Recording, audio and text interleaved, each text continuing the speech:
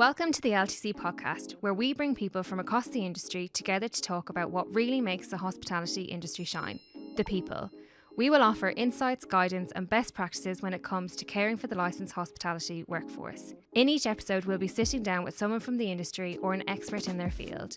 We're diving into the real stuff, the challenges, the triumphs and everything in between, to figure out how we can make our workplace better and happier for everyone. Our mission, it's pretty simple.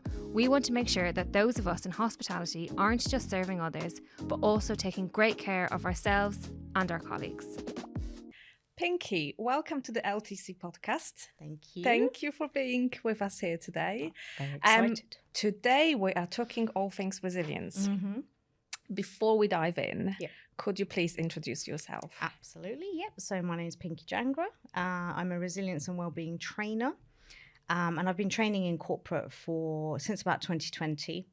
All things resilience, wellbeing. I have my own resilience model that I created where we do mental resilience, emotional resilience, behavior and body. We also look at the environment and how we interact with that.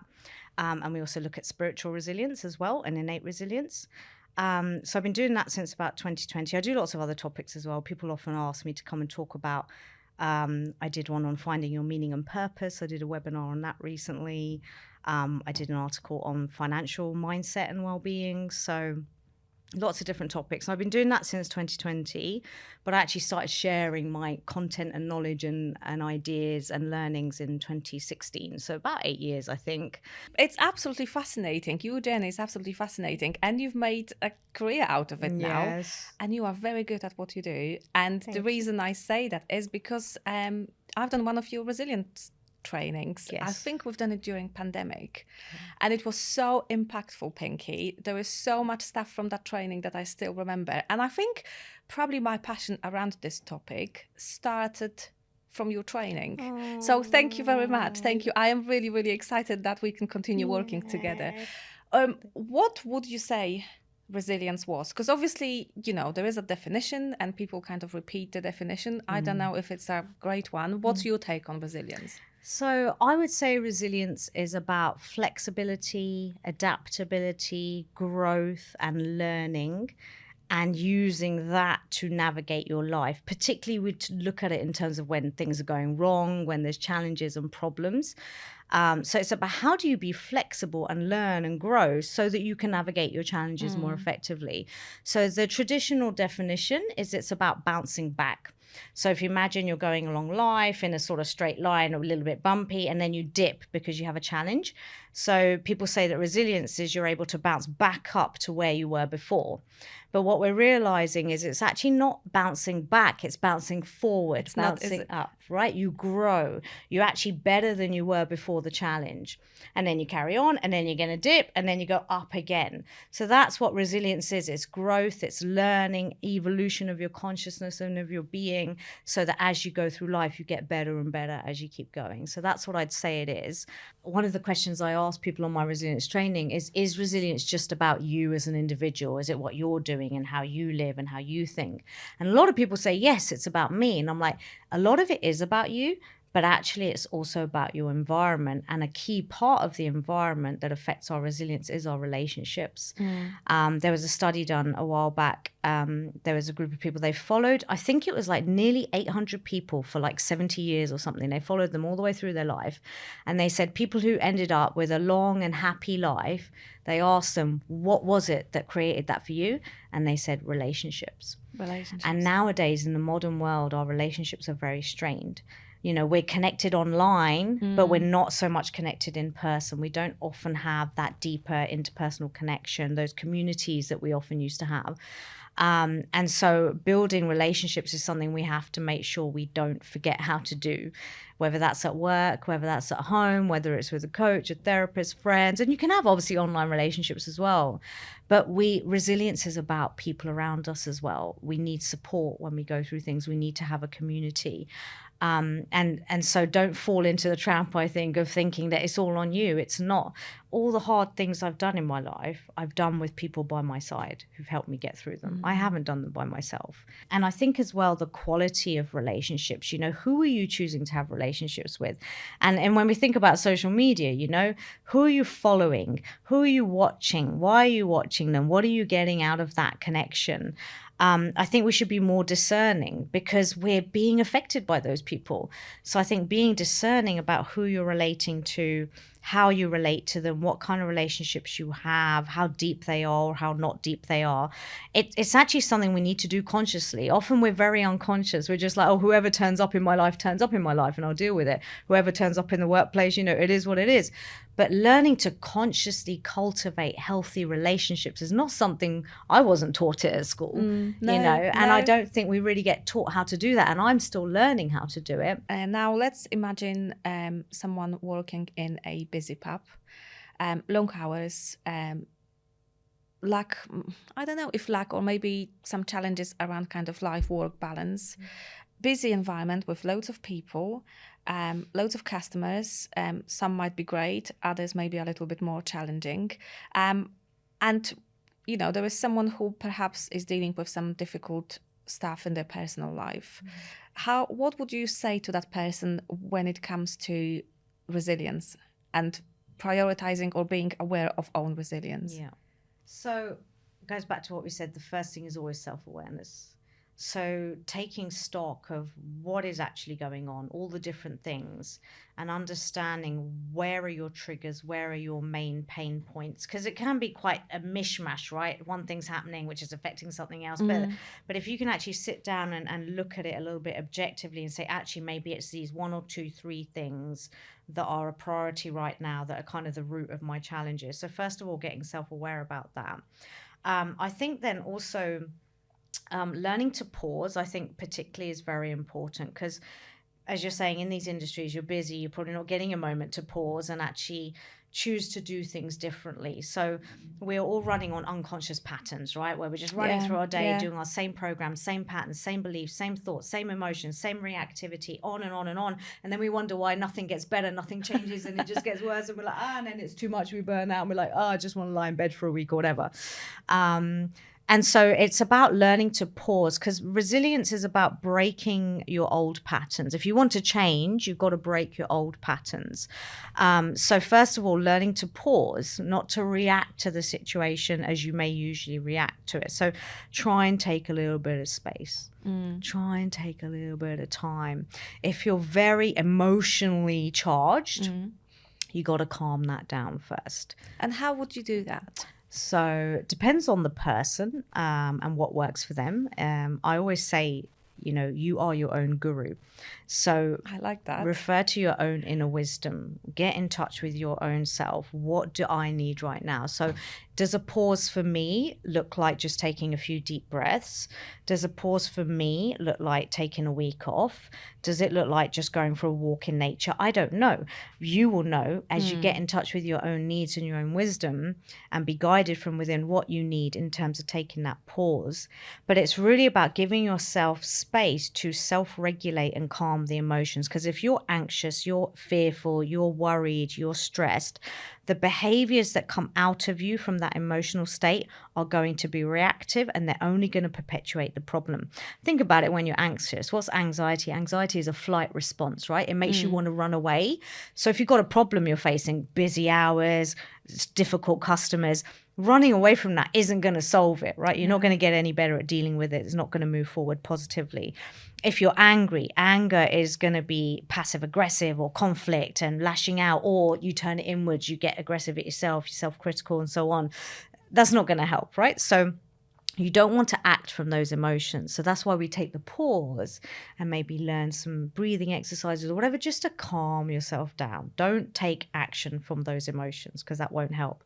And then I remember, Pinky, from your training, when you talked about emotions and you asked us what is emotion. Yeah. And I remember seeing E-motion, and you said emotion is energy in motion. I thought it was genius. Yes. Because each emotion will have certain, I suppose, it will be charged with certain energy, and that energy needs to be released or flow or go somewhere. Exactly. So it will then manifest in behaviors that will be different depending on what sort of emotions we're charged with. So everything is energy. If you look in the world of quantum physics, they know that this entire universe is made of energy at its root. So we think we're sitting here in a physical environment, but when you look at the tiniest particles of existence, actually everything is just waves, frequency, vibration.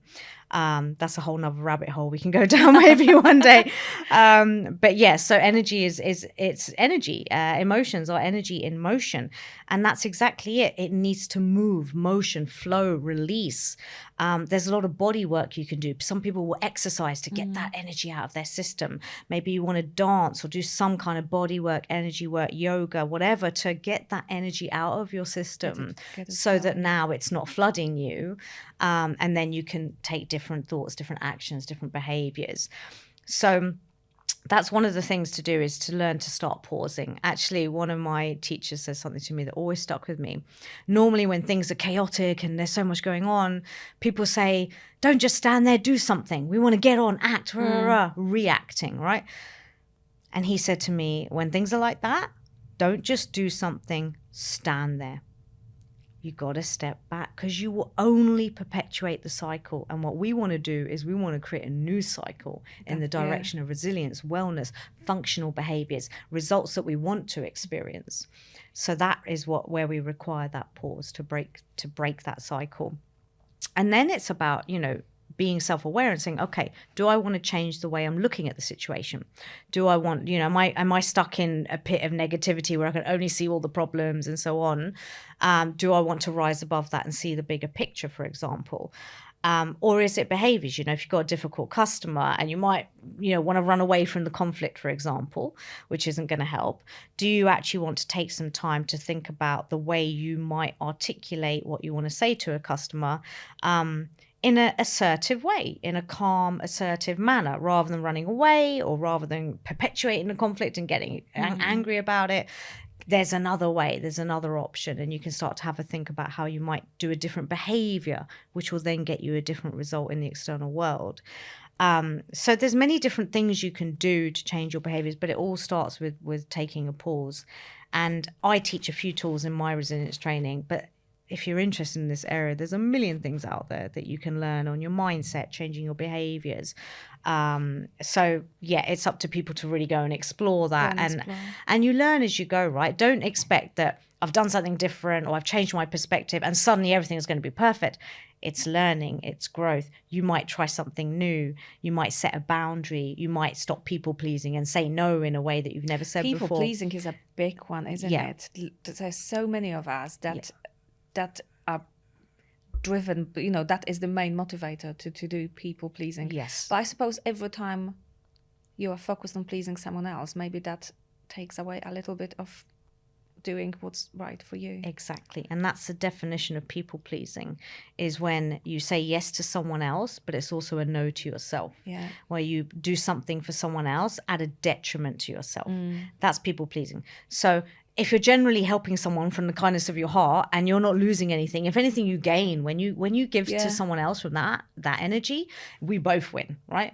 But if you're doing it from, I've got to, I feel I have to, obligation, or I'm worried I'm going to be rejected or punished if I don't do this thing, which again, all patterns we learn in childhood, that's people pleasing.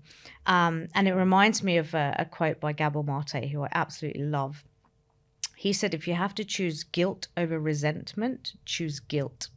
So guilt will be that short-term thing. So let's say you're getting maxed out on your roster and someone's asking, can you just do this extra Saturday? Can you just do another? Oh, we're really busy and we're short staffed. Can you just cut? And you're exhausted. You're done. You're like, I really need a rest. You might feel guilty when you want to say no. Yeah. But that's better to take that short-term feeling of guilt and then take your rest, take your break, you'll feel better for it, then the long-term resentment that will fester in you if you say, yeah, okay, and you come in and then you do that extra shift. And now you're resentful because you're even more tired and you're annoyed because you feel like someone made you come into this shift when you weren't able to do it. And then that is toxic for you. And then when you feel resentful, it will be in the long run detrimental to your relationships, won't it? Exactly. I mean, if you're resentful about someone, how are you going to have a nice time with them? How are you going to have a good relationship with them? You're not. So it choose really, guilt, right? Choose guilt, and it hurts, but it only hurts for a little while. Yeah. All of my journey of because I'm a people pleaser, I'm a recovering people pleaser. And all my journey of learning to set boundaries and say no when something isn't true for me, which is an ongoing journey, it's never been easy. I've felt guilty. And sometimes the reaction you get from people is not good. Not everybody's going to be okay. There's a line which says, it's something like, people who don't like you having boundaries or react badly when you have boundaries are people who benefited when you had none. Does that make sense? Yeah. So when you had no boundaries, they were getting something out of that because you would just do everything for them and, whatever. Yeah. So when you start setting that boundary, people who really love you and care for you, they'll be okay with it. They'll understand. They'll want your best interests as well. But it's not always easy. In fact, in my experience, it's never been easy, but feel the fear and do it anyway. Because the guilt will be temporary, and then you'll come out the other side with a different experience. Like, oh, wow, I didn't work the Saturday and I got to rest, and now I feel so much better. And now when I do go into work on Monday, I'm much more refreshed. I can bring a much better version of myself to the team. And now I'm not harboring resentment either. And also you teach people how to treat you. So as you start to set healthier boundaries, people will start to know, oh, okay, I can't ask that of this person because actually it might not work for them. So if you just keep saying yes all the time, people are just going to keep asking you. This brings me to two other questions or topics that I would like to cover with you during this podcast. One is toxic positivity. And the other one is what's the manager's role around creating resilient teams? Love it. To help their teams to be more resilient. And that is one of them. Acknowledge that you are working with human beings and human beings feel negative emotions. Can you hold space for that? Can you sit with someone else's pain and suffering? That alone is such a gift, a skill, and that alone can probably deal with at least 50% of the problem. That's massive. Right? A lot of the time, we just want to be heard. We just want to be seen. Sometimes if you're going through something, Yola, you might just want to sit down and share it with me. And I'm just going to sit here and listen. And it doesn't mean that I expect you to give me the solution, does it? Exactly. You might not have it. Yes. You might not have a solution that will work for me. Yes, exactly. You just need to share it, release it, and feel held in that space, not judged, not needing to fix you. I'm not trying to fix you or anything. I'm just being with you. I'm like, cool, I see you, I get you. I understand as best I can. That alone is so transformational. And we're not used to doing that because we don't want the pain. It's uncomfortable though, isn't it? Uncomfortable. Or it's perceived to be something uncomfortable. Yes. Maybe we need to practice a bit more. We do. We really do. Because it is uncomfortable. But what I've noticed as well, the more you can sit with your own pain, the more you'll be able to sit with the pain of others. So if you're leading a team of people and you're struggling when they're stressed, they're tense, they're anxious, they're upset, and you can feel it and you can see it and you're just running away from it, reflect on yourself. What do you do when you're stressed and anxious, when you're suffering, when you're sad? Are you able to allow yourself to actually feel that emotion? Because the more you can do that for yourself, you'll find it so much easier to do that for other people. And that's a massive gift, and that's half the battle. And then once that's released and space is allowed, then you can start to look at practical things that you can do to move forward. And I think, the other thing I'll say for managers as well is, and this does, at the end of the day, being a leader, being a manager is a very tough job. And one of the things that, if you want to be effective at it, I think, is you have to understand you're dealing with a group of individuals. It can be very easy to look at everyone and say one solution for everybody's resilience, one solution for everybody. Tempting, isn't it? Yes, but we're all different. So what works for you, Yola, won't necessarily work for me. I could say, let's say we're both going through the same challenge, we're on the same team and we're both struggling and we're really busy and we're like really, really struggling with it and we're stressed and we're not happy.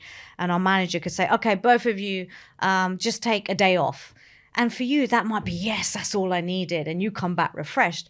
Maybe for me, I don't need a day off. I need to sit down and talk. I need you to hear what I'm going through. I need a practical solution right now or something. I don't know, So that brings us back to the importance of investing in quality relationships. Yes. Because you cannot have a good understanding of someone you work with if you don't invest in relationship or in building and maintaining that relationship with them. Absolutely. So you got to make the time for that, and that's the challenge, right? It's often that I was speaking about this around the NHS recently, because the NHS, as an example, is so under stress right now. Their waiting list, it was, I don't know where it's at now, but it was like 7-8 million or whatever people on the waiting list, loads of pressure financially. And so people are really stressed trying to deliver the work, but they're also struggling mentally, physically, emotionally with their resilience and well-being. And often we wait for the situation outside to get better, and then we think, oh, and then we'll look at the people. But I'm like, no, you got to look at the people first, the relationships, the people side, the nurture, the development. Then they'll be better at handling the situation. And I think that's another important thing when it comes to resilience. We're not saying, because some people have said to me, oh, you teach resilience. So what you're teaching people is that they have to take more and more pain. And so their workplace can be horrible and get worse and more challenging. That's okay, because you've got resilient people, so they deal with it. Just build it. If you can't handle it, it's because you're not resilient. No, we're affected by the environment. As I always say, you can't stand in a fire and not get burnt. However resilient you are. You can't, right? I always said, I'm not an enlightened being. I can't do that. I don't know if anyone can do that, There are environments that are harming us in the workplace, outside the workplace. And so from a leadership perspective, how do you create and cultivate an environment, for example, by having good working relationships in your teams? How do you create that environment that's going to help people to flourish? So you don't want to, some leaders might be like, I need to save everybody. I don't want them to feel stressed. I'm upset because they're, struggling. I've got to save everybody. That's also not helpful. You want to know, when do I support and when do I give a bit of a challenge and a push so that they can grow and become stronger, more resilient and better at their jobs and their lives. So that's another thing, is a balance of the support and challenge. But yeah, so resilience is not about being in really horrible, toxic environments and learning to take more and more of it, because we've also got to manage the environment and make the environment better.